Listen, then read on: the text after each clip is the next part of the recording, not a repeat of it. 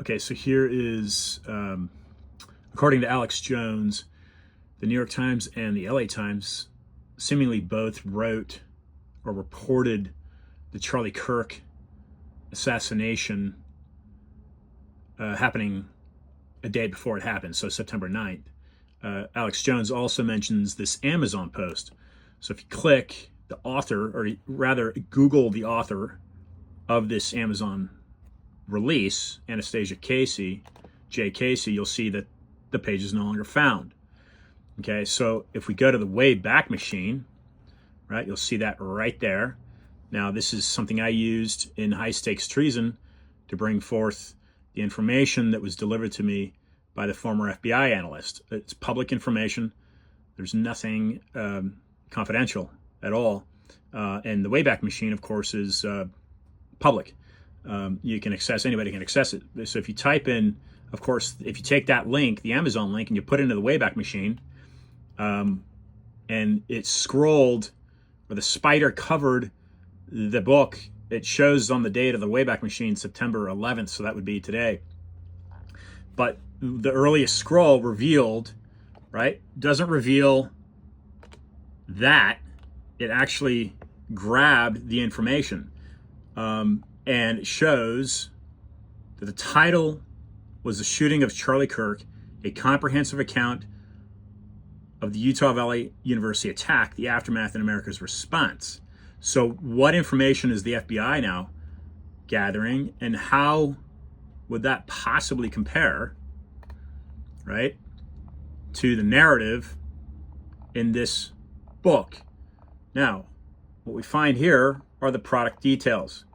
I've just given you the synopsis. And we're looking at the publication date of September 9th.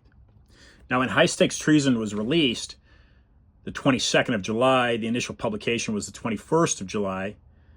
Immediately within 48 hours, I noticed another book had been released under the same name, High Stakes Treason. I contacted the publisher to report it. They submitted a claim to Amazon, but the book still exists on Amazon. The word I got back from the publisher was that those are Chinese knockoffs. So this author, let's go and see, there's actually a couple reviews of this book. Okay, and there's some comments, as you can see, right? The first comment, of course, is, how is this published on September 9th? The second comment is, how was this published before? This is crazy. Was the person writing this involved in the shooting? Right, I'm showing you the comments right there, right? Sorry, I wasn't looking at the camera. Okay, so let's go back. Let's go back, of course, to the author and see what information might come of the author. Let's try it again. Let's see if, okay, so we go back to the author. We'll just see if we get a result from the author.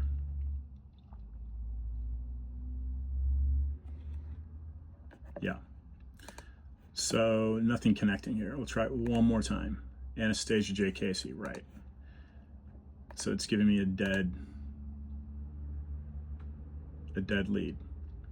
But what we're looking at, of course, is, in my opinion, the confirmation that the Charlie Kirk death, or assassination rather, as we know now, was a deliberate political hit on the constitutional Republicans, or rather, look, anybody in this country is a constitutional Republican because the country is a constitutional republic. What you have are various attacks on free speech.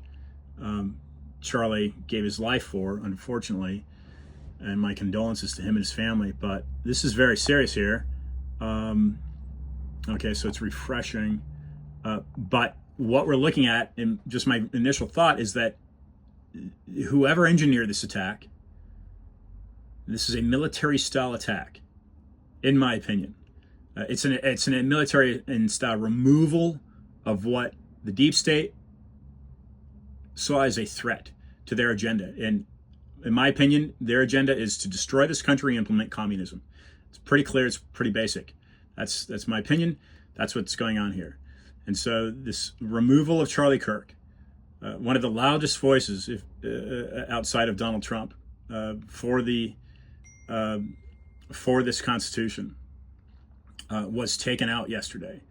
So if we're looking at a leak to the New York Times and to the LA Times, and of course Amazon, the question then becomes for the FBI, because this is your job, who leaked that information to those outlets?